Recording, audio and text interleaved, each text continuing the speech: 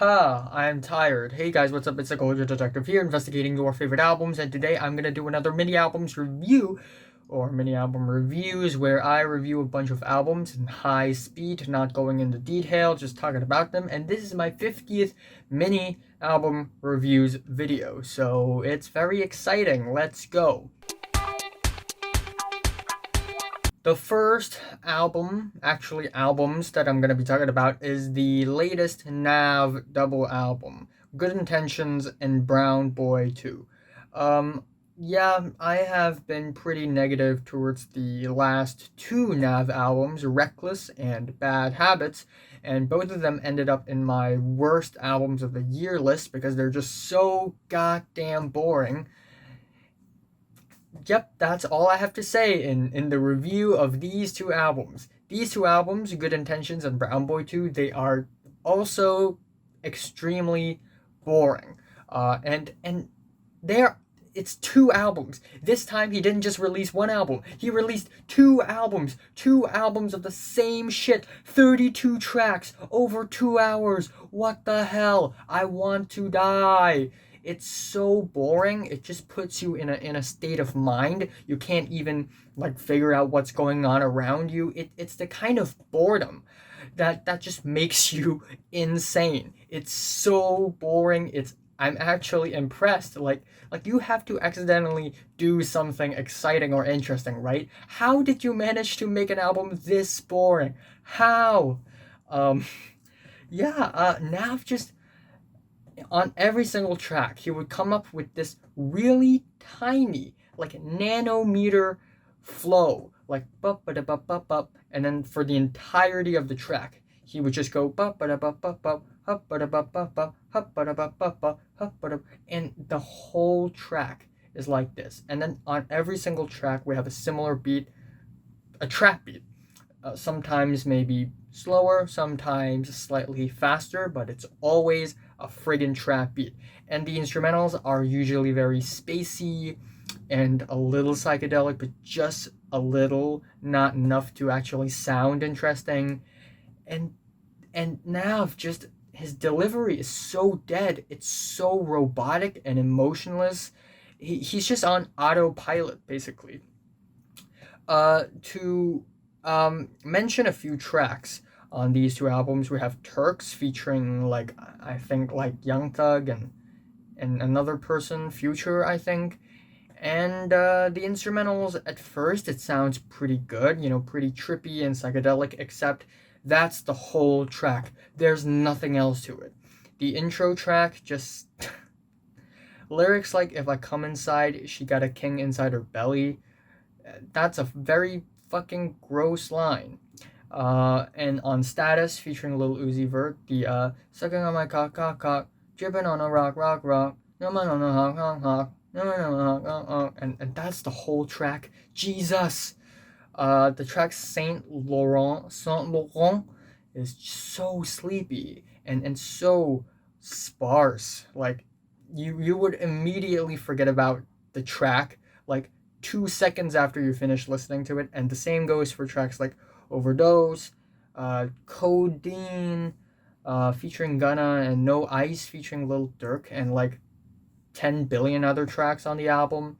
The track Recap featuring Don Toliver is extremely underwritten. Don Toliver's performance isn't really all that impressive. The ending is abrupt. The whole thing feels half-assed. The track Coast to Coast is about drug abuse. Finally, a good song topic, right? Yeah, not really. Especially when he said, a cup full of mud, I'm about to abuse you. Like, Nav's gonna beat your ass, boy. And then on another track, or I think on the same track, where he compared a yellow jewel to piss. On the track Run It Up, it has a posthumous Pop Smoke feature. And yeah, on the track She Hurtin', the lyrics are really patronizing. It's embarrassing, simping. And then we have the track Brown Boy. Yeah. And we also have, the lyrics on Brown Boy Nav is like, oh, people must be so jealous of me. People want to be me. I'm such a successful person with so many girls around me. Like, people must want to be me. No. And then we have Brown Boy 2, which is literally the same thing as Good Intentions. It literally sounds exactly the same. Uh, like if you put me, if you like blindfold me and put a gun to my head and tell me to tell the difference between the two, I wouldn't be able to, and I'd die. It's just so bad. I think the second last track of Brown Boy 2 is especially low key. I think that's the only thing I remember. And I think maybe the third last track, or I think the fourth last track, has some ever so slightly interesting instrumentals on it. But that's it. I really don't know anything else. Yeah, just. It's just a void. It's just a void. 2 out of 10. Ugh. I don't even care what's my favorite or least favorite. The second album that I'm going to be talking about is the latest Future album, High Off Life. And, yeah. Again, it's a trap rap album. And similar to the Nav album, this album is also pretty boring, except it's not as boring as the Nav albums. But still, this thing is 17 minutes long. 17 minutes of generic, average trap rap songs that I've probably already heard a million times before. There are actually more highlights on this album, though. We have Trapped in the Sun, the album opener. It has some atmospheric chords on it. The delivery by Future is very expressive, and the refrains are actually kind of catchy. I really like the track 100 Shooters. I really like the woodwinds being incorporated into the beats, and I think Meek Mill gave easily the best verse on the entire album. The track Pray for a Key, while the production is okay, maybe a little uneventful, maybe a little slow, the lyrics are introspective, and Future sort of compares the lifestyle between a drug dealer and someone who's actually successful. And we also find some introspective and thought-provoking lyrics on the track Accepting My Flaws, which is pretty self-explanatory. But that's pretty much just it. I mean, the track High Tech has some catchy flows, but the instrumentals are so mundane and bland. The track Solitaire featuring Travis Scott is actually not terrible. Travis and Future actually have a bit of a chemistry, but the beat is still kind of, yeah. The track Touch the Sky is like, it's another track, it's another one of those tracks where it's nearly a void. It's just a void. It's so comatose, it devoids of anything interesting. At some point, or I think for the entirety of the track, Future kind of half talks, half raps, borderlining spoken word. The track Harlem Shake, I mean, given the track is called Harlem Shake, you'd think that the track sounds interesting. Nope, it's monotone, it's boring. The track One of My is so repetitious and redundant, and the production is just really bad. The track Riding Strikers, I actually kinda like the instrumentals slightly, but it just quickly turns stale and stagnant. The track Too Comfortable, Future raps out of tune, and we get these awkward banjo samples. I think it's banjo. All Bad, featuring Lil Uzi Vert, is actually sounds more like a Lil Uzi Vert with its sweet cutesy synths, and it tries to be a banger, but it still sounds very generic. The track Trillionaire features some really terrible singing, and we have 2 separate tracks on the entire album that's also called Life is Good, except one of them is a remix, but both of them also feature Drake, and it sounds like 2 separate songs slapped together. 2 separate, underwritten, half-baked, half-assed songs slapped together. It's so lazy, and I don't have anything else to say about this album. My favorite track here is 100 Shooters. My least favorite is Touch the Sky. I'm feeling a decent 3 out of 10.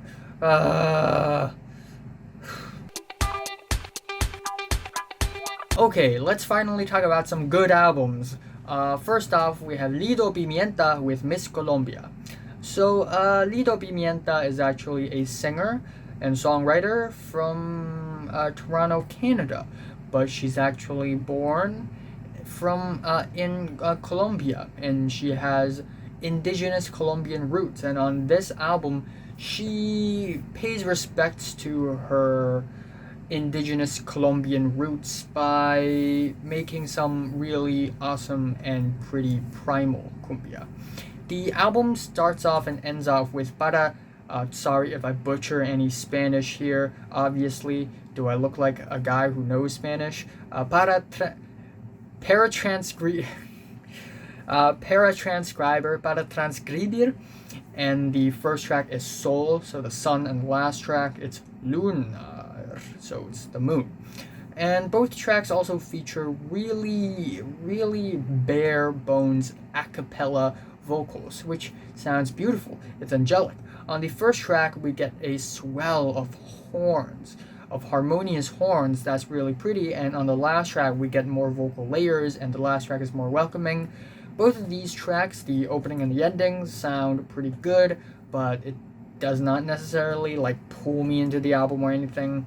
The second track, Eso que tú haces, is a slow but very pretty song. It has some pretty interesting sounding digital rhythms.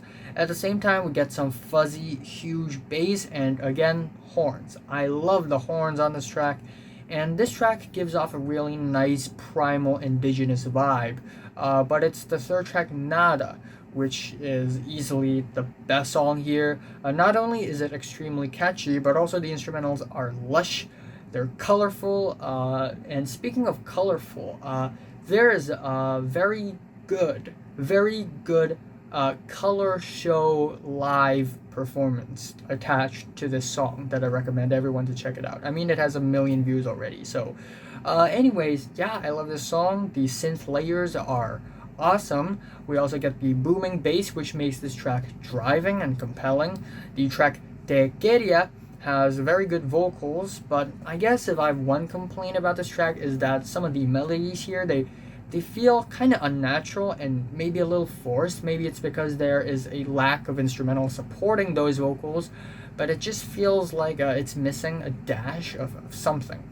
Luckily, we have the track No Pude, or No Pude, which is it's like if Björk decides to make a Latin flavor track, this is how it's gonna sound, and it sounds great. I love the punchy, odd beat of the track. It has a really nice dramatic tone to it, and the melodies, while they're raw, they're really engaging. The next track, Coming Through, it's a bit of a cool down transitional track. It's pretty slow, and it's pretty similar to the intro track, except we are thrown in with a bunch of reeds. And then we have Quiero que me salves. We have a spoken word, a 2-minute 55-second long spoken word preludio before the actual song, and the prelude is we have Rafael Cassiani speaking on the interlude, sort of talking about indigenous Colombian music. Anyways, and then we have the song itself, and it's a 6-minute long tribal primal call and response song, and it just has this really wild energy that I appreciate a lot. It has these I love the fuzzy organic recording as well, which makes the song feel so much more real and grounded. The banging chomping drums are pretty amazing as well. The next track, Pelo Cucu, is just okay. The intro is a little slow. However, I do like the shaky percussion, but I think overall there's a lack of instrumentations there. The track Resisto y Ya, it's one of the highlights on the album for me as well. It's an absolutely captivating song. The horns, again, I love the horns on this album. They are fantastic, and the cumbia beats on this track, they're actually very colorful, and they have a lot of personality. And the album again ends off with Para transcribir, Lunar. Yeah, it's a pretty good album. There are some flaws here and there. There are moments that I wish is a little more well owned, but I still think overall it's pretty decent. Feeling a strong 7 to a light 8 on this album. My favorite track here is Nada. My least favorite track here is Coming Through. Yeah. The fourth album that I'm going to be talking about is the latest QuelleChris and ChrisKeys album, Innocent Country 2. So QuelleChris is an abstract rapper with a strange voice, and he likes to rap about, the socio-political climate, and he has a very good sense of humor. And if you remember correctly, QuelleChris's past 3 albums are all good. Like, the guy just he's on a streak. Every album he came out in the past like 3 or 4 years or so are all really good. And this time he's collaborating with ChrisKeys, a Californian producer, and this is actually the sequel to Innocent Country 1, which is a really odd album, but I guess this album, it sounds way more different. There's a clarity to the production on this album, and there's a sadness to this album that I really like. The intro / recap track is, I find it really funny because it's just a bunch of random clips of really dramatic and cartoony and corny clips, and it's just hilarious. And immediately the second track, it's already the outro, but it's also called Honest, and it's a sad but a warm track. It has some really depressing pianos and some heartbreaking lyrics about being betrayed in a romantic relationship, your trust being betrayed, the significant other not being honest. The third track, Living Happy, is one of my favorites on the entire album. It is absolutely beautiful. The jazz pianos are so laid back, yet they hold so much emotions. The instrumentals are luscious. The harmonies are thick and saturated, and QuelleChris sort of goes down the memory lane on this track. The features are great, and this track just feels very spacey and matured. The next track, Sacred Safe, while I do like the repetitive jazzy track instrumental, I wish there was more dynamic and a progression to the instrumentals. I do like the dizzying vocal layers, but the ending vocals are not that great. The next track, Horizon, is a bit of a slow and uneventful track, not one of the more memorable tracks here. And the track Moments is this 42-second long weird sound effect spoken word track that could have been cut out. Anyways, the next track, Bottle Black Power by The Business. It's a really weird, odd track, and also a really, really self-conscious track. QuelleChris raps about how people profit on pro-black politics, like, Black Lives Matter or something. And it's a pretty smart commentary, and I think the funny nasal voice of QuelleChris just makes it better. The next track, Grease from the Elbows, is another really spacey, mellow track. The instrumentals are not really all that spectacular. The feature performance by Pink Sifu is not really all that great either, not really all that impressive, a little bit underwhelming. Anyways, Black Twitter is a pretty good song. It's dejected, it's sad, yet there's good singing. And the track Ritual is a bit of a spoken word track that is basically a tribute to Quelle's loved ones, and I do enjoy the warm, layered instrumentals. The track Sudden Death is really great. I always go back to this track. It's relaxing, it's laid back, it's chill, we get some soulful pianos, and it does sound a little like an outro to some epic ballad, and the outro is just going on for like 4 minutes, but it still sounds really great.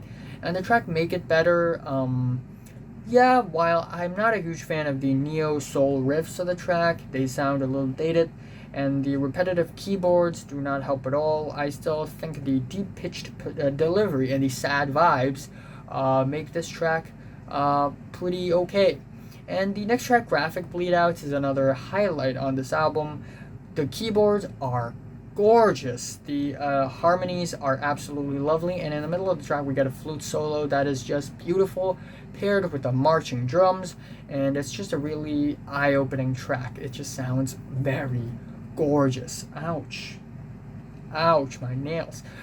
Mirage is a 7-minute long rap monster featuring different rappers, including Earl Sweatshirt. And this track is just okay. It has some sad pianos, it has a pretty epic monologue ending, and this track sounds like a warm hug at a funeral. And the ending track, the second to last track actually, When You Fall, gives off a very strong sense of finality and clarity, which is really nice and memorable. But the real ending of the album, Fifolsa/credits, is a string piano piece that is pretty nice, but not necessarily a strong ending either. But still, I'm enjoying this album overall. I'm feeling a light 8 on this thing. My favorite track here is Sudden Death or Graphic Bleedouts, and my least favorite is Grease from the Elbows. The fifth album that I'm going to be talking about is the latest DopeBody album, Homebody. So DopeBody is a Baltimore party rock punk. Actually, that's a little misleading here. While they make punk rock, pop punk, they are not necessarily loud and aggressive, but they are just very forward thinking, and they have returned. Apparently, they have disbanded by the end of like 2015 or something, and I didn't know that. But now they're back, and this time they have released a short mixtape style punk rock album with a lot of weird experimental instrumental tracks injected into the track list left and right here and there, and I do enjoy this album quite a bit. The album opener, Johnny Bag of Smoke, is a really fun, awesome, fuzzy punk banger.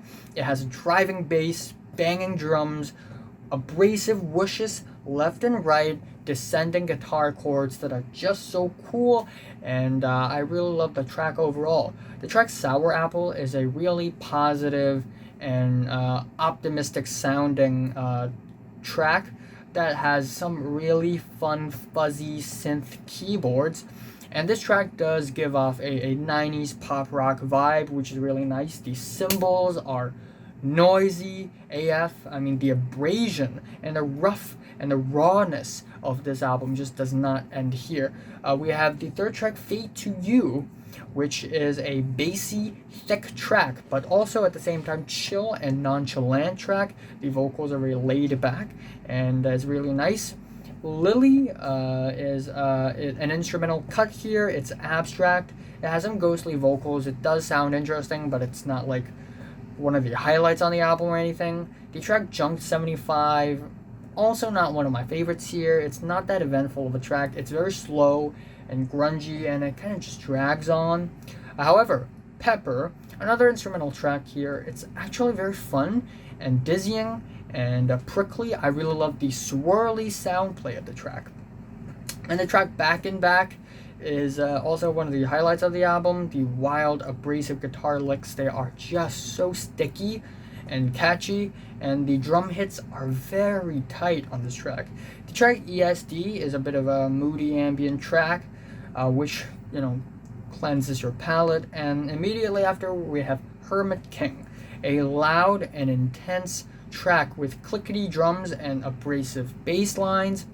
And the next track, Living Room, continuing to feed into the theme of staying at home, Quarantine. And Living Room has a throbbing synth bass, and I love how the bass just clangs like the texture is just really, really nice, and the vocal riffs are raw and skeletal. The track Tongue Ring is another instrumental cut here, and it sounds like a glitchy, broken radio. The track No Singing is another highlight on the album. It has robotic grooves, but at the same time tribal digital percussion that just keeps the song going and going. And the album ending, while not the perfect ending, I still think it's a pretty nice ending. It's noisy and it sounds like a broken TV. So it's a really interesting album. It's fun, it's creative, it gets you going and grooving. Maybe the grooves are not, some of the catchiest and some of the brightest and some of the most accessible. I still think after giving it many listens, I truly enjoy the album, and I am feeling an 8 out of 10 on this thing. My favorite track here is either Back in Back or Johnny Bag of Smoke. My least favorite is probably Lily or Junk 75. Alright, sixth album that I'm going to be talking about is the latest Mare, Cognitum, and SpectralLore album, Wanderers, Astrology of the Nine. And this is a collaboration project between two black metal albums, one from USA, I'm guessing SpectralLore, and the other from Greece. I've never reviewed anything from Greece other than the movie Dogtooth. And I guess the director is Greek. So this is the first. And this is a 2-hour-long black metal album that is incredibly epic and ambitious. The tracks here are named after planets, Mercury, Venus, Earth, Mars, Jupiter, Saturn, Saturn, Jupiter, Neptune, Uranus, or Uranus comes first, Neptune, Pluto, right? But Pluto is not really a planet. Here's the thing. The tracks, they are not in order. They're actually not in order of the closeness to the sun. I don't know if it's intentional or not, or maybe it's accidental, but it's not even in order. And given that this album is 2 hours long, I did expect a lot of dynamic in the music on the album. I was kind of disappointed and underwhelmed. A lot of the occasions on the album, they just provide you a wall of sound, and the wall of sound is not necessarily drony, nor is there any interesting sound play, unlike swans or sun, and it just comes off kind of disappointing. There are a couple of tracks here that I actually kind of enjoy. The first one being Venus, the Priestess.